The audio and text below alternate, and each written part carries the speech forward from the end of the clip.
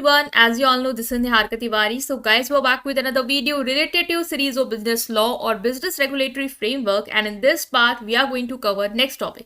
तो जैसे पहले वाले पार्ट्स अगर आपने नहीं देखे हैं तो प्लीज चैनल के प्लेलिस्ट पे जाकर उसे जरूर चेकआउट करेंगे। आज हम नेक्स्ट पार्ट के साथ मूव ऑन करने वाले हैं। सो टेलीग्राम इंस्टाग्राम में ज्वाइन कर सकते हैं। टेलीग्राम ग्रुप है commerce group SWNT। So without any further delay let's start this video. So now in this video we are going to cover this topic, that is doctrine of caveat emptor।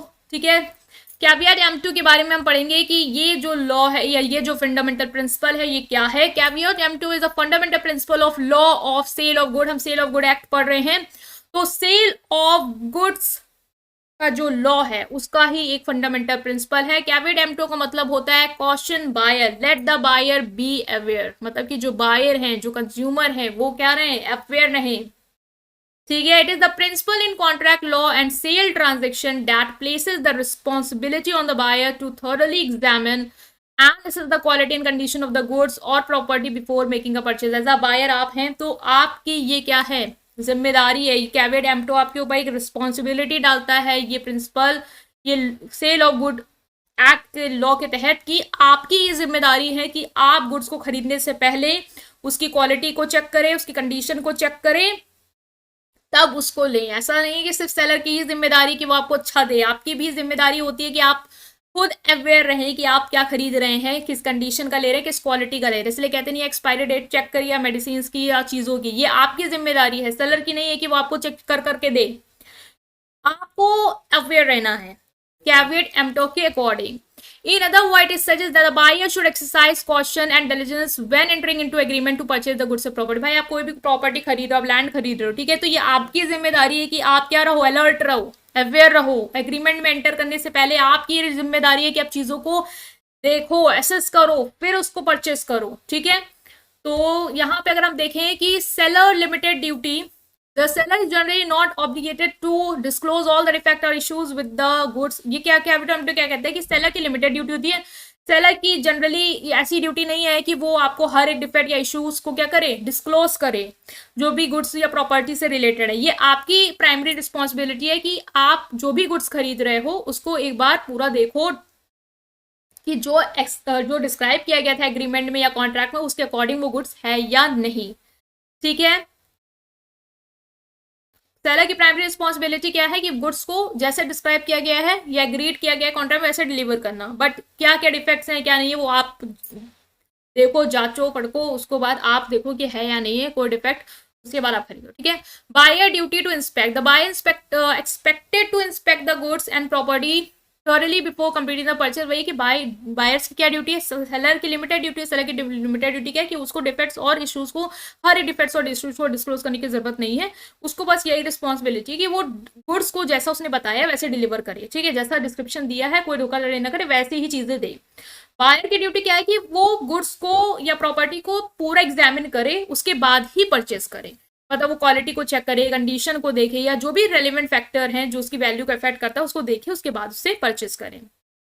आप कपड़े लेने जाते हो तो seller आपकी जिम्मेदारी है कि वो आपको जैसा उसने पिक्चर में शो किया है वो वैसा आपको प्रोडक्ट दे। अब आपकी जिम्मेदारी कि आप उसकी क्वालिटी कंडीशन को देखो, समझो, उसके बाद उसको खरीदो। ठीक है, risk of loss once the sale is completed, the risk of any defect और इश्यूज विद द गुड्स और property typically falls on the buyer. एक बार सेल हो गई तो जो भी रिस्क है डिफेक्ट का या इश्यूज का वो बेसिकली किसके ऊपर आता है, बायर के ऊपर आता है। This means that if the buyer discover any defect and the problem after the sale they may not have legal recourse against the seller unless there was a fraud और misrepresentation. अगर fraud हुआ है आपके साथ या misrepresent हुआ है, मतलब जो भी आपको सेलर ने दिखाया वैसा चीज नहीं दिया या आपके साथ फ्रॉड किया, तब तो ठीक है, आप लीगल एक्शन ले सकते हो उसके खिलाफ। बट आपको वो चीज वही है दे रहा है, कोई फ्रॉड नहीं किया है, आपने डिफेक्ट नहीं देखा, तो इसकी जिम्मेदारी किसके ऊपर आएगी, आपके ऊपर आएगी, ना कि सेलर के ऊपर।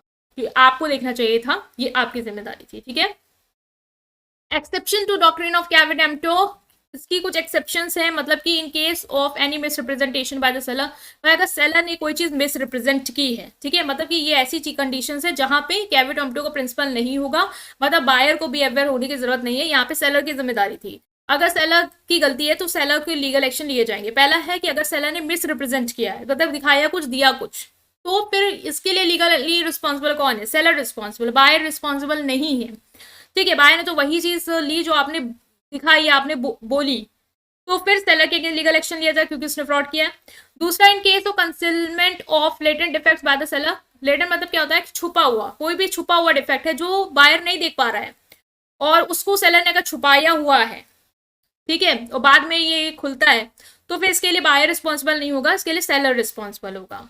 इन case of sale by description and sample, अगर सेल आप जो कर रहे हैं सेलर, वो डिस्क्रिप्शन और सैंपल के अकॉर्डिंग कर रहे हैं, जो सैंपल दे रहे हैं या डिस्क्रिप्शन दे रहे हैं उसके अकॉर्डिंग सेल कर रहे हैं, और उसके अकॉर्डिंग अगर आपने गुड्स नहीं सेल किए हैं बायर को, तो इसमें बायर की गलती नहीं है, आपकी गलती है और आपके अगेंस्ट लीगल एक्शन लिए जाएंगे।